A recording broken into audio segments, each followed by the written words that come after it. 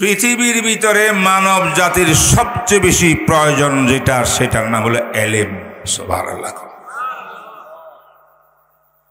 Knowledge, জ্ঞান।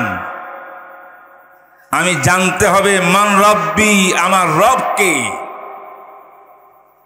মানিল খালেক, আমার সৃষ্টিকর্তা কে, মানিল রাযিক, আমার রিজিক দাতা কে, মান রব্বি, আমার প্রতিপালক কে। যেই ব্যক্তি নিজের রবকে চিনবে না, খালেককে চিনবে না, মালিককে চিনবে না, রাজেককে চিনবে না, চিনার জ্ঞান অর্জন করবে না, সে পৃথিবীর অর্ধ পৃথিবীর বাদশা হইলেও নমরুদ হবে, ফেরাউন হবে,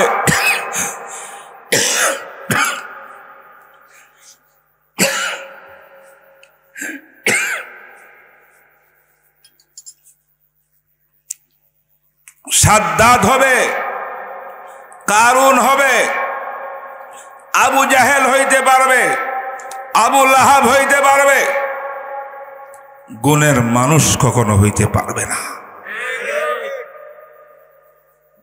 তাহলে মানুষের সবচেয়ে বেশি প্রয়োজন কিসের?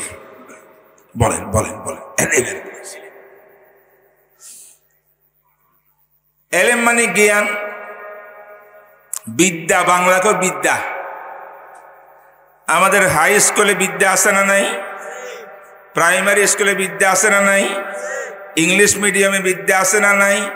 সবেই বিদ্যা, সবেই বিদ্যা, সবেই বিদ্যা। তাইলে তো আর নবী হওয়ার দরকার কি? বড় একজন বৈজ্ঞানিক, দার্শনিক, টেকনিশিয়ান, জ্ঞানী পাঠাইলে তো মানব জাতি মানুষ হয়ে যাইত। আল্লাহ পাক রব্বুল আলামিন বলেন, যেই এলেমের দ্বারায় রব চিনা যায় না, যেই এলেম ছাড়া, যে এলেম দিয়া মালিক চিনা যায় না, যে এলেম দিয়া খালেককে চিনা যায় না, যত বড় পণ্ডিত আর বৈজ্ঞানিক হোক না কেন, সে দুনিয়ার জগতে বৈজ্ঞানিক হইতে পারে, আল্লাহর কাছে তার মাছি ওষার দাম নাই। আল্লাহ রাব্বুল আলামিনের কাছে সবচেয়ে বড় দামি কে? ইয়ারফাউল্লাযীনা আমানু ইয়ারফাইল্লাহুল্লাযীনা আমানু ওয়াল্লাযীনা উতুল ইলমা দারাজাত। আল্লাহ পাক রব্বুল আলামিন বলেন, আল্লাহ পাক রব্বুল আলামিন মানব জাতির ভিতরে শ্রেষ্ঠ মানুষ বানাইছে ওই জাতিকে, ওই ব্যক্তিকে, যে ব্যক্তির মধ্যে দুটা গুণ আছে। এক নম্বর গুণ হলো ঈমানের গুণ, দুই নম্বর গুণ হলো ইলমের গুণ।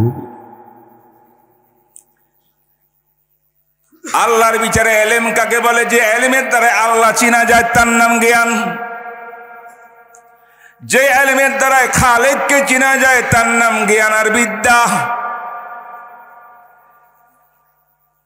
যে বিদ্যার দ্বারা কবরের জগতে আমি শান্তিতে কিভাবে থাকবো, তিনটা প্রশ্নের উত্তর সঠিকভাবে আমি কেমন করে দেব, হাসরের ময়দানে আল্লাহ পাক রব্বুল আলামিন দরবারে পাঁচটি প্রশ্নের উত্তর সঠিকভাবে কেমন করে দিব, ডান হাতে আমলনামা পাইয়া আমি পুরস্কৃত হইয়া জান্নাতে কেমন করে যাব, এই এলেম যেই জ্ঞানে দিতে পারবে না, সেই জ্ঞানের নাম জ্ঞান নয়। আল্লাহর কাছে, দুনিয়ার কাছে জ্ঞানী হইতে পারে সে।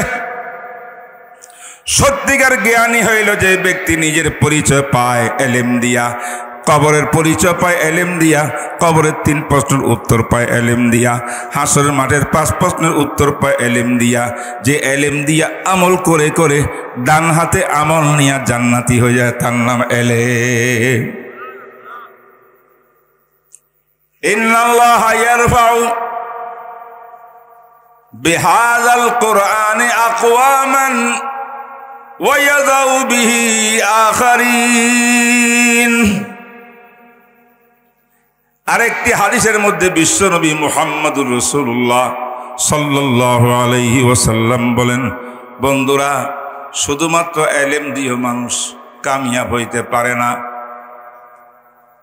জ্ঞান আর নলেজ দিয়ে কামিয়াব হইতে পারে না। কিন্তু জ্ঞান অনুযায়ী যে ব্যক্তি আমল করি জীবনকে সুন্দর বানাবে সেই ব্যক্তি হবে সত্যিকারের আলেম। কি বলেন? বিরাট বড় এলেমের পাহাড়, এলেমের সমুদ্র, বাহরুল উলুম, যে কোনো বিষয়ে বক্তৃতা দিতে পারে, কোরআনে আয়াত বলতে পারে সিরিয়াল নম্বর 1, 2 করে করে, হাদিস পড়তে পারে গড় গড় গড় গড় করে, কিন্তু তার 3.5 হাত বডির ভিতরে কোরআনের কোনো শিক্ষা দীক্ষা তার মধ্যে নাই। তার ব্যক্তিগত জীবনে কোরআনের কোনো শিক্ষা নাই, ইসলামী কোনো শিক্ষা নাই, পারিবারিক জীবনে তার কোনো কোরআন হাদিসের শিক্ষা নাই, সামাজিক জীবনে তার কোনো কোরআন হাদিসের কোনো শিক্ষা দীক্ষা নাই। শিক্ষা এক জায়গায়, আমল আরেক জায়গায়।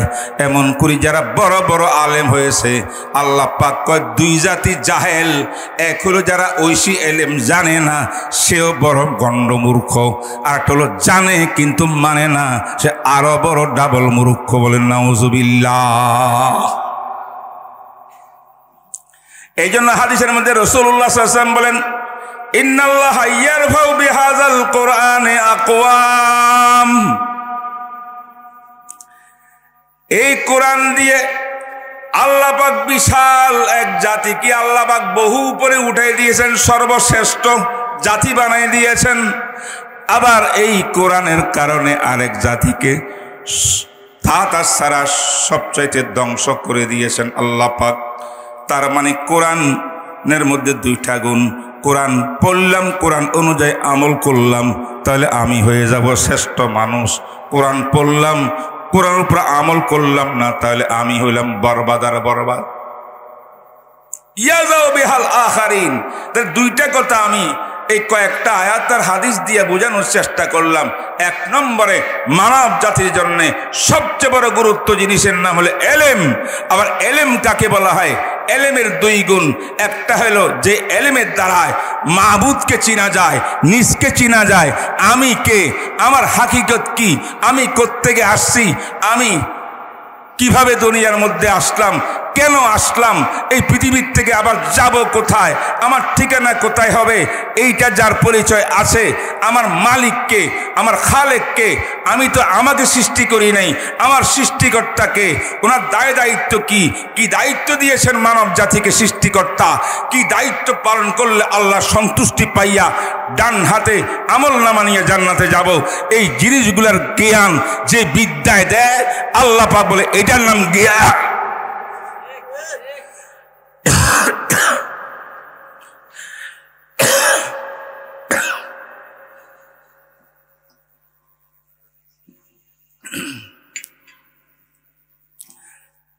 আমি জিজ্ঞেস করতে চাই, আজকের হাই স্কুলে, প্রাইমারি স্কুলে, কলেজ ভার্সিটির মধ্যে জ্ঞানের চর্চা, বই পুস্তকের অভাব নাই, লেকচারারের অভাব নাই, ছাত্রছাত্রীর অভাব নাই। কেন যায়? বিদ্যা গ্রহণ করার জন্য, বিদ্যা অন্বেষণ করার জন্যে, বড় শিক্ষিত হওয়ার জন্যে। কিন্তু ওই সমস্ত প্রতিষ্ঠানগুলোর মধ্যে পড়ে দেখা যায় সেখানে নামাজি তৈয়ার হয় না, রোজাদার তৈয়ার হয় না, মা বাপের খেদমত গাত তৈয়ার হয় না, এবং সত্যিকার নিজে আল্লাহকে চিননেওয়ালা তৈয়ার হয় না, আল্লাহর বিধানকে সম্মান দেনেওয়ালা তৈয়ার হয় না, কোরআনের প্রতি শ্রদ্ধা ভক্তি রাখার মতো মানুষ তৈয়ার হয় না, মসজিদে আসার মতো মানুষ তৈয়ার হয় না, আজানকে ভালোবাসে মানুষ তৈয়ার হয় না, কোরআনের আওয়াজ ভালোবাসে মানুষ তৈয়ার হয় না। যদি একটাও না হয়, যেই জ্ঞানের দ্বারায় আজান তোমার ভালো লাগে না, কোরআন তেলাওয়াত ভালো লাগে না, মাদ্রাসা ভালো লাগে না, মসজিদ ভালো লাগে না, আল্লাহর কথা ভালো লাগে না, সেটা জ্ঞান নয়, জ্ঞান নয়।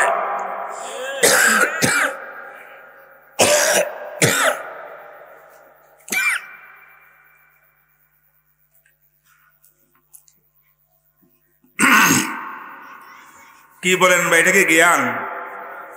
জি, আমাদের স্কুল কলেজের পড়ায় এখন বলে বিবর্তনবাদ। মানুষ এক সময় হঠাৎ করে মানুষ হয় নাই, মানুষ বানরের থেকে সৃষ্টি হয়েছে। আপনার ছেলে মেয়েদের বই পুস্তকের ভিতরে আছে, এখনো ডিলেট হয় নাই, আন্দোলন বহুত হয়েছে। আপনার ছেলে মেয়েকে পড়ায়, বইয়ের এক পৃষ্ঠায় মানুষের ছবি, পরের পৃষ্ঠায় হনুমানের ছবি, তারপরের পৃষ্ঠায় আদা বানরের ছবি, তারপরের পৃষ্ঠায় আস্তা বানরের ছবি। এখন বলা হয় তুমি প্রথমে ওই আস্তা বানর ছিলা, তারপরে তুমি হাফ বানর হইছ, তারপরে তুমি হনুমান হইছ, তারপরে তুমি মানুষ হইছ। নাউজুবিল্লাহ।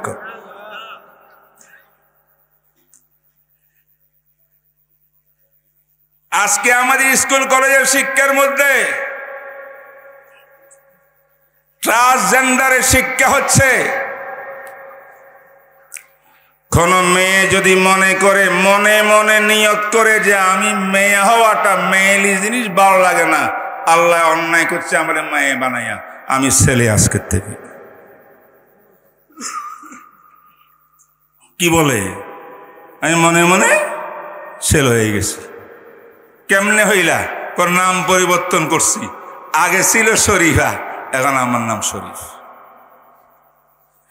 আগে আইডি কার্ড ছিল শরীফার নামে, এখন আইডি কার্ড বানাই দিছে সরকারে শরীফের নাম। আগে মেয়েলি পোশাক পরতাম, প্যান্ট শার্ট পরি, চুল ছোট করে ফেলছি।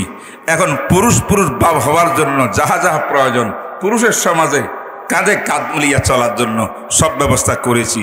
আওয়াজকেও প্র্যাকটিস করি করি একটু মোটা করছি, যেন আওয়াজে বোঝা যায় আমি একজন পুরুষ। কি বলেন? তাইলে এখন আইডি কার্ড পাইয়া গেছে, নামও শরীফ হইয়া গেছে, এখন আস্তে আস্তে কলেজে যাবে না, ভার্সিটিতে পড়বে না। ঢাকা ইউনিভার্সিটির ভিতরে কি ছাত্র ছাত্রীর হোস্টেল আছে না নাই? তাইলে শরীফ সাহেব, এই যে নব শরীফ হইল, নতুন শরীফ হইল, আল্লাহ বানাইছে শরীফা, এ হয়ে গেছে শরীফ। এই এখন হোস্টেল কোনটার মধ্যে থাকবো? না মেয়েদেরটার মধ্যে না পুরুষের মধ্যে? পুরুষের হোস্টেলে থাকবে না, ছেলেদের হোস্টেলে থাকবে না। এখন যুবক ছেলেদের হোস্টেলে এই যুবতী শরীফা যে হয়ে গেছে শরীফ, একাকার হইয়া এক রুমের ভিতরে আড্ডা দিয়া বিছনাতে থাকলে, রাত যাপন করলে, এটার দ্বারা এই দেশটা কি শাহজালালের দেশ থাকবো না ফেরাউনের দেশ হইয়া যাব?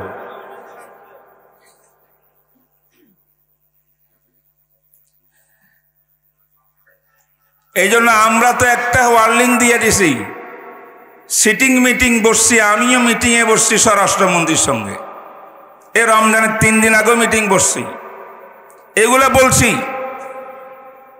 হ্যাঁ, সরকার বলতেছেন যে আমরা ট্রান্সজেন্ডার করব না। আমরা তো কি কইটারে হিজরাদের অধিকার চাই। থার্ড জেন্ডার মানে তৃতীয় লিঙ্গ, পুরুষ এক লিঙ্গ, নারী আরেক লিঙ্গ, আরেক জাতি আছে যে পুরুষও না নারীও না, মাঝামাঝি, এটা তৃতীয় লিঙ্গ।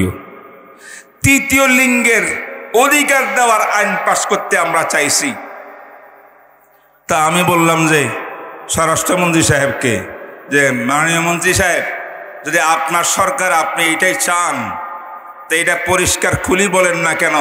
আপনার বিভিন্ন মন্ত্রীরা কেন বক্তব্য দেয় আমরা ট্রান্সজেন্ডারের আইন পাস করতে যাচ্ছি, এই হুমকি আমাদেরকে কেন দেয়? কাজে এরা তো না বুঝিয়া দেয়। আমরা তো বলতেছি, বলে আপনি মুখে বললে কি হবে? সরকারি সার্কুলার জারি করেন, এই দেশের ভিতরে ট্রান্সজেন্ডার চলবে না, ট্রান্সজেন্ডার চলবে না, খোদা বিরোধী আইন চলবে না, আল্লাহর গজব নেমে আসবে। নারী নারী থাকবে, পুরুষ পুরুষ থাকবে, হিজরা হিজরা থাকবে।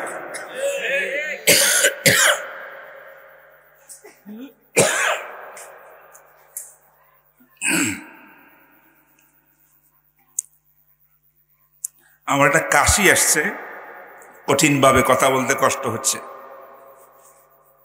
আমার কথাটা বুঝতেছেন আপনারা? কি বুঝাইতেছি? আচ্ছা বলেন তো, এই যে এই সমস্ত আরো হাজার ঘটনা, এগুলো বললাম না, ছেলে মেয়েরা ফ্রি সেক্স, আপনার ছেলে আরেকজনের মেয়ে, আপনার মেয়ে আরেকজনের ছেলে ফ্রি ভাবে সেক্স করতে পারবে। আব্বা আম্মাকে জিজ্ঞাসা করতে হবে না। যাবে কলেজে, নাম দিবে কলেজের, চলে যাবে পার্কে, সারা দিন রাত আড্ডা দিবে বয়ফ্রেন্ডের সঙ্গে, গার্লফ্রেন্ডের সঙ্গে। ছেলে আর মেয়ে প্রেম করবে। কিসের শিক্ষা, কিসের দীক্ষা? সব হবে চরিত্রহীনতা। আর বলবে আমি ভার্সিটির ছাত্রী, আমি কলেজের ছাত্রী, আমি স্কুলের ছাত্রী। শিক্ষার নাম দিয়ে অশিক্ষা এইগুলো করবে। যদি এইগুলোই করে, এটার জন্য কি এই এলেমের দ্বারায়, এই জ্ঞানের দ্বারায়, এই বিদ্যার দ্বারা আল্লাহ পাওয়া যাবে না আল্লাহর গজব টানতে হবে?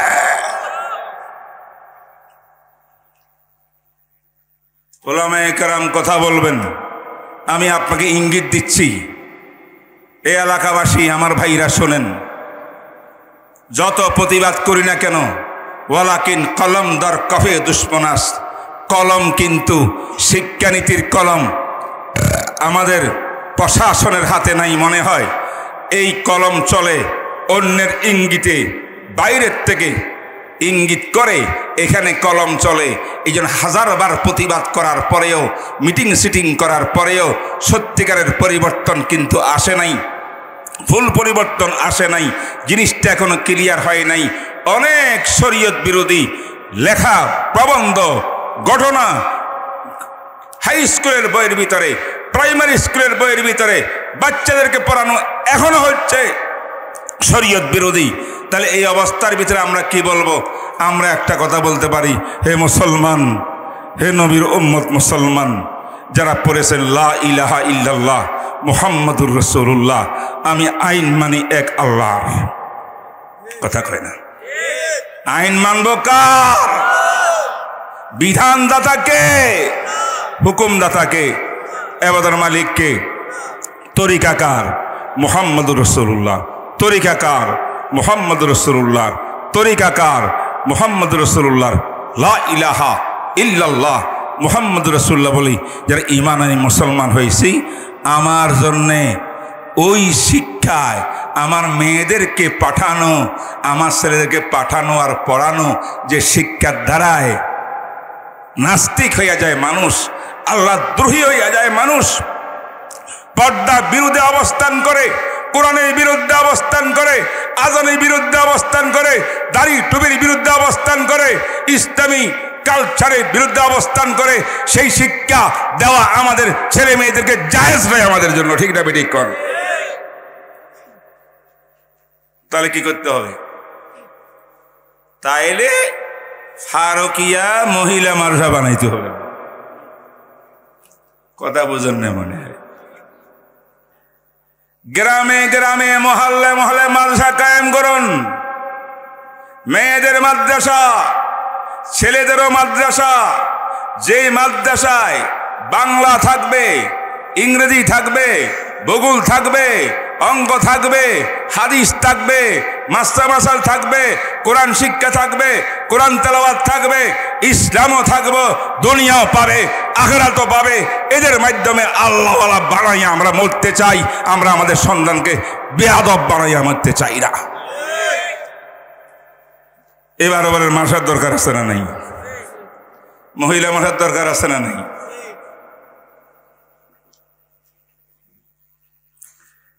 অনেকে বলে মহিলাদের এত দরকার কি পড়াশোনা?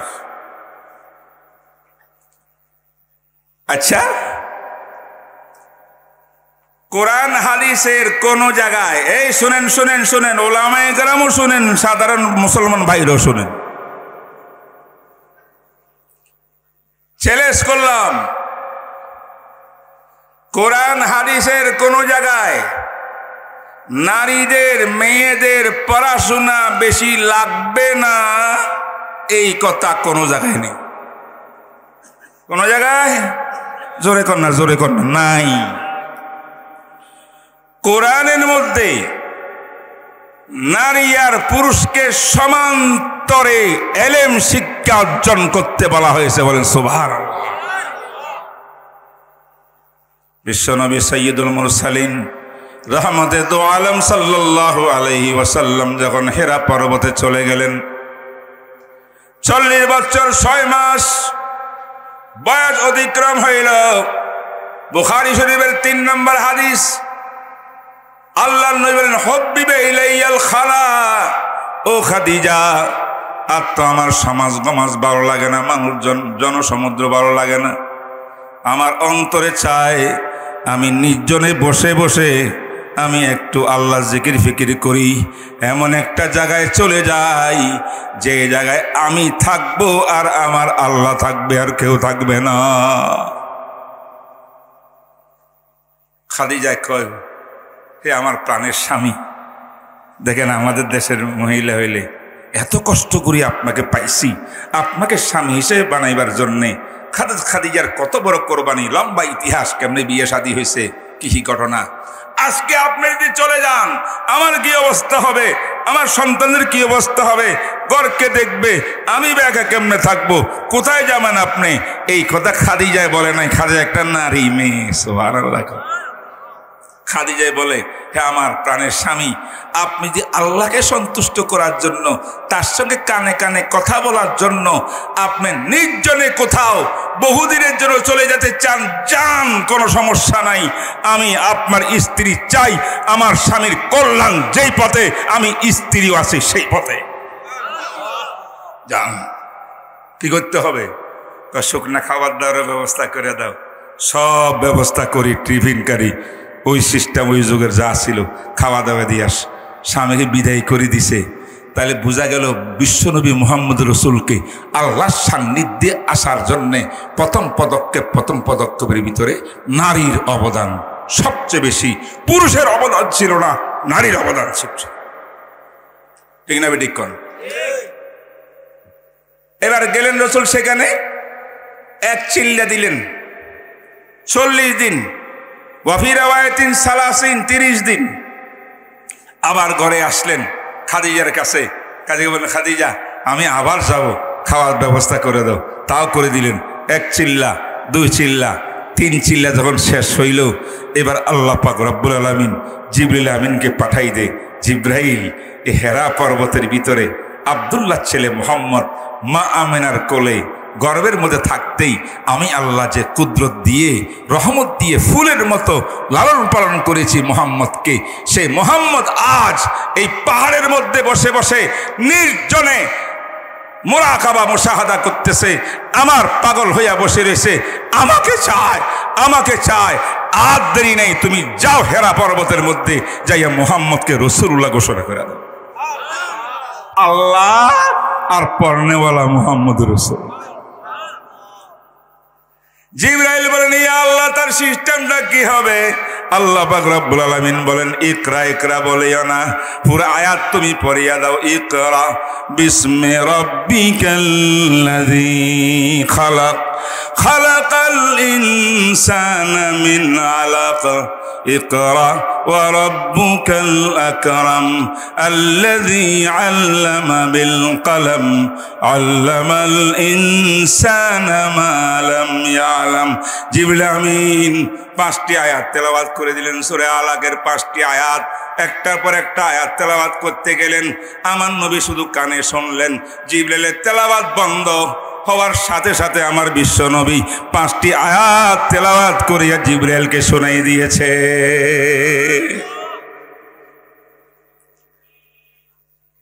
এই হলো সিস্টেম। কারণ যখন রসুল বুঝছেন ইকরা বিস্মে রাব্বিক, পড়ুন আপনার রবের নামে যিনি আপনাকে সৃষ্টি করেছেন, এটা বলার সাথে সাথে আমার নবীর আর দেরি হইল না বুঝতে যে এই পড়ার জন্য, আল্লাহর এলেম ঐশী বাণী পড়ার জন্য, আল্লাহকে পাওয়ার এলেম পড়ার জন্য, ইসলামিক জ্ঞান অর্জন করার জন্যে আমি 40 বছর পর্যন্ত কারো কাছে পড়ি নাই এক শব্দ, সেই পড়াই তো আজকে পড়াইতেছে। ও জিবরাইল ওস্তাদ নয়, জিবরাইল মাধ্যম, পড়ানেওয়ালা আমার আল্লাহ।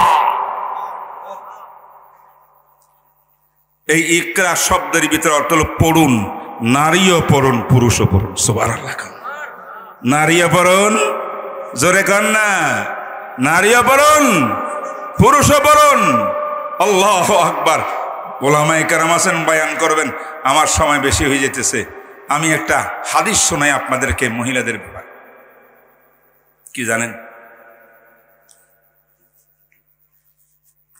সাহাবায়ে কেরাম, সোয়া লক্ষ সাহাবায়ে কেরামের জীবনীর উপরে গ্রন্থ লেখা আছে ইসলামের ইতিহাসে, বিশাল বিশাল গ্রন্থ।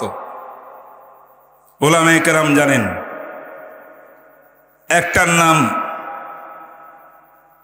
তামইজুস সাহাবা, আল ইসাবা ফি তামইজিস সাহাবা, বিশাল গ্রন্থ, সব সাহাবীদের জীবনী পাবেন সেখানে। আরেকটা কিতাব উস্তুল গাবা, বিশাল গ্রন্থ। আরেকটা কিতাব পাবেন সিয়ারু আলামিন নুবালা, ইমাম যাহাবীর বিশাল গ্রন্থ। একটা গ্রন্থ আপনি কিনলে আপনার পুরা রুম পুরাটা ভর্তি হয়ে যাবে। এই সমস্ত কিতাব পড়িয়া উলামায়ে কেরাম বলছেন, রসুলের যুগের সাহাবিয়াত নারীরা, সাহাবী নারীরা এত বড় বড় আলেম ছিলেন, ইতিহাসের পাতা গাটাগাটি করলে ১,৫০০ থেকে ২,০০০ সাহাবী নারী পাওয়া যায়, বড় বড় আলেম, ফকিহ আর মুহাদ্দিস। তাহলে নারীদের শিক্ষা আছে না নাই? জোরে কর না একটু। খলিফা ওমর রাষ্ট্রপ্রধান হয়েছে, ওমর ইবনে খাত্তাব আবু বকর সিদ্দিকের পরে জুমার দিন ভাষণ দিয়েছেন খলিফা, আল্লাহু আকবার। দ্বিতীয় জুমায় আরেক ভাষণ দিয়েছেন। সে ভাষণে তিনি জানতে পারলেন যে এলাকার মধ্যে মেয়েদের বিয়ে শাদী হয়, কিন্তু মেয়ের বাবারা এমন এক মোহরানার দাবি করি বসে, ছেলে বর পক্ষ দিতে পারে না। ২০ লাখ ৩০ লক্ষ টাকা মোহরানা হইতে হবে, তাহলে মেয়ে বিয়ে দিব না, হলে দিব না, লম্বা লম্বা টাকা নেই। ওমরের কানে এই বিচার আসলো। ওমরে সর্বনাশ, আমার রাসূলুল্লাহ সাল্লাল্লাহু আলাইহি ওয়াসাল্লাম তো বলে গেছেন যে বিয়ের মধ্যে মোহরানা কম হবে, খরচ কম হবে, অপচয় কম হবে, সেই বিয়ে বরকতের বিয়ে, সেই বিবাহ বরকতের বিবাহ। রসুলের মেয়ে ফাতেমার থেকে বংশধর পৃথিবীতে কোনো নারী থাকতে পারে না। সেই ফাতেমার বিয়ে হয়েছে মাত্র ১৫০ তোলা রূপার টাকা দিয়া। ১৫০ তোলা রূপার বর্তমান দাম হইল ৩ লক্ষ টাকা। বুঝতে পারছেন? তাহলে ৩ লক্ষ টাকা বর্তমানে মোহরে ফাতেমি, আর এখন ৩০, ৪০, ৫০ লক্ষ টাকা মোহরানা দাবি করে। এটা কেমন কথা? আমি ওমর থাকতে এটা হইতে দিব না, নবীর তরিকার উপরে আসতে হবে। খুতবা দিলেন, ইয়া আইয়ুহান নাস, হে মানুষ সকল, আমি খলিফা ওমর বলতেছি, কান খুলিয়া শুনে রাখো। যারা যারা মেয়ে বিয়ে দেওয়ার সময় মোহরে ফাতেমি ৪০ উকিয়া ৪০ দিরহাম থেকে বেশি পরিমাণে মোহরানা নির্ধারণ করতে চাও, দাবি করো। আমি ওমর বলে দিচ্ছি, দাবি করিয়া লক্ষ লক্ষ টাকা দিয়ে বিয়ে করাইবে দিবা ঠিকই মেয়েকে, আমি কিন্তু সেই টাকা ৪০ উকিয়া দিরহাম তোমাদের হাতে রাখিয়া বাকি সব টাকা ছিনাই নিয়া মালে বাইতুল মালে জমা করিয়া গরিব এতিমদের মধ্যে আমি বন্টন করে দেব। খলিফা ওমর বিধান দিলেন। রাষ্ট্রপ্রধান মসজিদ নববীর মিম্বরে বসিয়া খুতবা দিলেন। কথা বুঝেন নাই আপনারা? কয় টাকা রাখবে? ৪০ টাকা তুমি পাইবা। ৪০ দিরহাম সেই যুগের ৪০ উকিয়া, এটাই হিসাব বেশি না, মোহরে ফাতেমিতে একটু বেশি হবে সামান্য। বাকি অবশিষ্ট দাবি করে করে স্বামীর থেকে বরপক্ষ থেকে যা নিচ্ছ, এগুলো সব আমি ছিনাই নিয়া বাইতুল মালে জমা করব, গরিব অসহায়কে বর্ণন করব। এই খুতবা দিচ্ছেন হাজার হাজার মানুষ। মসজিদের নববীতে তিল ধরার জায়গা ছিল না। বড় বড় সাহাবা, সাহাবিয়াতরা, তাবিইনরা সবার সামনে ওমরের খুতবা। ফাকামাত ইমরাতুন তাবিলাতুন সাউদা মিন আখিরি সফি, কাতারের লাস্টে একদম পিছন থেকে বোরকা পরিধানকৃত এক নারী দাঁড়াইছে, লম্বা নারী দাঁড়ায়, ইয়া ওমর মা লাকা ইয়া ওমর, হে ওমর ইবনে খাত্তাব, বক্তব্য উদ্ধ করো। এমন বক্তব্য দেওয়ার অধিকার তোমাকে কেউ দেওয়া নেই। কে কয়? কারে কয়? খলিফা ওমর। কি কোন ওমর জানেন? একবার হাঁটতেছিল রাস্তা দিয়া, ডানে বামে সাহাবা বন্ধু বান্ধবরা আছে, হাঁটতে হাঁটতে হঠাৎ করে ওমর কি কোনো প্রয়োজনে এমনি পিছন দিকে তাকাইছে। তাকাই না আমরা? আমি হাঁটতেছি, আমার সঙ্গে ছাত্র হাঁটতেছে, আমি কোন কাজে ভাই পিছনে দাঁড়াই না, এমনি ওমর একটু পিছনের দিকে তাকাইছে, ওমরের চেহারা দেখিয়ে 2-4 জন পড়ে গেছে মাটির ভিতরে ভয়ে। আমার রসুল বলছেন, ওমর যে রাস্তা দিয়ে তুমি ওমর চলো, শয়তান ইবলিস সে রাস্তা ত্যাগ করি ভিন্ন রাস্তা ধরে।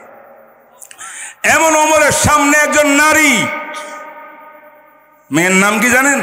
ফাতেমা বিনতে কাইস রাদিয়াল্লাহু তাআলা আনহা। তিনি দাঁড়াইয়া বললেন, মা লাকা ইয়া ওমর, ওমর তুমি ভুল করতেছ, অধিকার নাই, অধিকার নাই, কথা উদ্ধ করো। খুতবা অবস্থায় বক্তব্যের মধ্যে এরকম দাঁড়াই যাওয়া একটা নারী, ওমর চুপ হইয়া গেলেন। একটু চুপ হওয়ার পরে ওমর জিজ্ঞাসা করলেন, লিমাজা, কেন? আমার বক্তব্যে কি সমস্যা? এ নারী কয়, আলাম তাকরাল কোরআন, ওমর তুমি কোরআন পড়ো নাই? আল্লাহ পাক কোরআন বলছেন, ওয়াইন আতাইতুমুহুন্না বিকিনতারিন ফালা তাখুযু মিনহুন্না শাইআ। যদি কোনো পুরুষ অর্থাৎ নর কি বলে বর পাত্র যদি সামর্থ্য থাকে, বিরাট আট্টালিকা সম্পত্তি মোহরানা হিসাবে স্ত্রীকে দান করে, তাহলে স্ত্রীর থেকে সেই মোহরানার 1 টাকাও ছিনাই নেওয়ার অধিকার কারণ নাই। কে কইছে এটা? কোরআন। কোরআন আয়াত পড়ে দিলেন তো মহিলা বলছে, ওমর আল্লাহ পাক বলেন ফালা তাখুযু মিনহুন্না শাইআ, 1 টাকা তুমি নিতে পারবা না। আর আপনি ঘোষণা দিচ্ছেন খলিফাতুল মুসলিমিন, রাষ্ট্রপ্রধান হইয়া আপনি 40 টাকা রাখকে পাইগুলা নিয়ে যাবেন, কোরআন বিরোধী কাজ করবেন। কোরআনের বিরোধী কাজ করতে আপনাকে দেওয়া হবে না, বক্তব্য উদ্ধ করুন। ওমর ইবনে খাত্তাব মাথা নিচু করে বললেন, সহি হাদিসের বর্ণনা দিচ্ছি আপনাদেরকে, কাহিনী শোনাই না, আমি কিচ্ছা কাহিনী কই না, হাদিস শোনাইতেছি। মাথা নিচু করিয়া কিছুক্ষণ পরে বললেন, আখতা রাজুলুন আসাবাত ইমরাআতুন, এই মেয়েটা সত্য বলেছে, আমি ওমর ভুল করেছি। সুবহানাল্লাহ। আমি জিজ্ঞাসা করতে চাই, এই নারী এলেম কোথায় পাইছে? ফাতেমা বিনতে কায়েস এলেম কোত্থেকে পাইছে? নবীর সোহবত থেকে এলেম পাইছে, স্বামীর থেকে এলেম শিখছে, সাহাবাত থেকে এলেম শিখছে, আম্মা আয়েশার থেকে এলেম শিখছে, উম্মে সালমার থেকে এলেম শিখছে। সাহাবিয়াতরা নবীদের বিবিদের থেকে এলেম শিখতো, নবীর থেকে এলেম শিখতো, জ্ঞান শিখতো, কোরআন শিখতো, হাদিস শিখতো, ফিকহ শিখতো, শরীয়ত শিখতো। তাই নারীদের শিক্ষার ব্যবস্থার ইতিহাস অনেক লম্বা। তাই আমার ঘরের একটা মা, একজন নারী অর্থ হলো একজন মা। মা যদি একজন আলেমা হইয়া যায়, হাফেজে কোরআন হইয়া যায়, আল্লাহওয়ালা হইয়া যায়, পুরা ঘরের প্রত্যেকটা সদস্য আল্লাহওয়ালা হয়ে যায়। এবার কোন মহিলা মাঠার দরকার আছে না? নেই জি।